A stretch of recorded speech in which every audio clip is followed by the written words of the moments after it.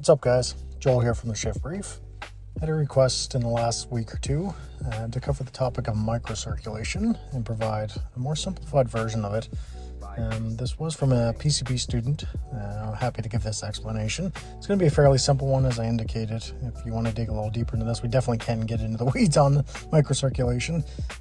So if you want to read more on it, just check your textbooks. You can find it online. But this can be a fairly simple version of what it is. So by definition, microcirculation, it's the circulation of blood through the smallest blood vessels in the body, so arterioles, venules, capillaries. It's responsible for delivering oxygen and nutrient to the tissues and removing carbon dioxide and waste product. And so we talk about the exchange of those substances, oxygen, nutrients, waste products from the blood. It's regulation of blood flow according to tissue needs, and it's a maintenance of fluid balance. So speaking about how it controls movement of fluid between the blood vessels and the tissues. It's important to have a basic understanding of microcirculation because it's essential for healthy organ function. If it's impaired, it can occur in conditions such as diabetes, mellitus, hypertension, sepsis, and shock and cardiovascular diseases. So that's a quick little intro on what it is. Let's dig into it a little bit. We're going to look at the arterial side first, discuss the pressures and the forces affecting the arterial side, and of course understanding that as leaves the arterial side through the capillary side and then back re-entering the system on the venule side. So let's have a look here. In order to understand microcirculation, first we need to have a good understanding of the forces and pressures affecting it. So specifically hydrostatic pressure and osmotic or oncotic pressure. So we'll talk about hydrostatic pressure first. What hydrostatic pressure is, if you think of a garden hose that's hooked onto a faucet and it's turned on, and if you poke a bunch of holes in that hose or you put your thumb at the end of the hose, the hydrostatic pressure is the pressure in that hose that the water is exerting on the hose on the inside and trying to push its way out. So that's hydrostatic pressure trying to force the fluid out of the hose. What osmotic pressure is if you think about a sponge and you drop a sponge into a bucket of water, that sponge pulls water in. So that's osmotic pressure or osmosis. Oncotic pressure is large colloids, proteins, albumin, things like that act as a sponge and pull water back into the vessel.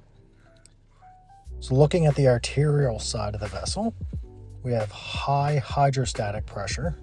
So that's the pressure inside the artery, and it's high because of blood pressure. The heart beats, the vessels contract. It increases the pressure inside that vessel. And when it reaches the capillaries, that hydrostatic pressure is high in trying to force fluid out of the vessels. Opposing that force, and we need to remember that these forces oppose each other. So the hydrostatic pressure is pushing out. The osmotic pressure is trying to keep the fluid in. Hydrostatic pressure is high on the arterial side, and it's higher than the osmotic pressure on the arterial side.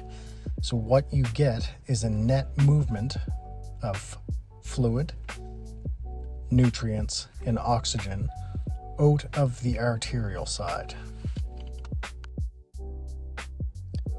So now that the fluid, oxygen, and nutrients have left the arterial side, we're going to look at the venule side or the venous side for reabsorption of the fluid and waste products.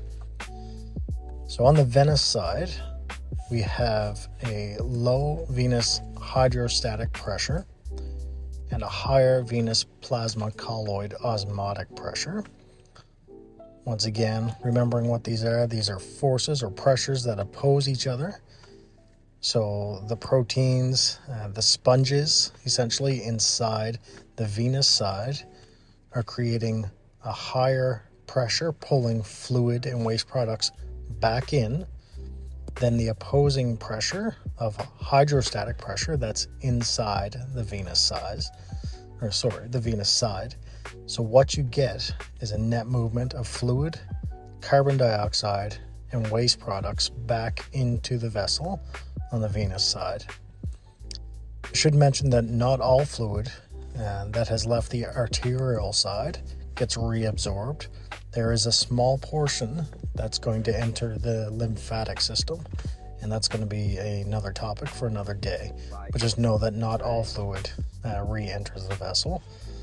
So now that we have fluid back in the venous side, we have carbon dioxide, and we have waste products, we can go through our body's natural processes of eliminating those waste products in carbon dioxide. Well, there you have it, guys. It's a fairly simplistic explanation of what microcirculation is. If you found this video helpful, just take a moment, subscribe to my YouTube page, follow me on Instagram, TikTok, Facebook. The Shift Brief at ManicMedic123. Hoping to post some more things, some more educational videos. If you have some ideas you want to see, don't be afraid to reach out, and I'll do what I can to get it out there.